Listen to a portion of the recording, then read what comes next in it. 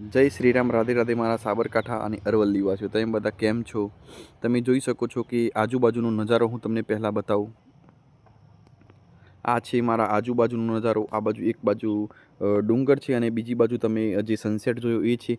અને તમને એક જબરજસ્ત વસ્તુ હું બતાવું. જુઓ, આપણો અહીં એક ટ્રેડ ચાલુ છે. આટલા એક સરસ વાતાવરણમાં આપણો એવો ટ્રેડ ચાલી રહ્યો છે.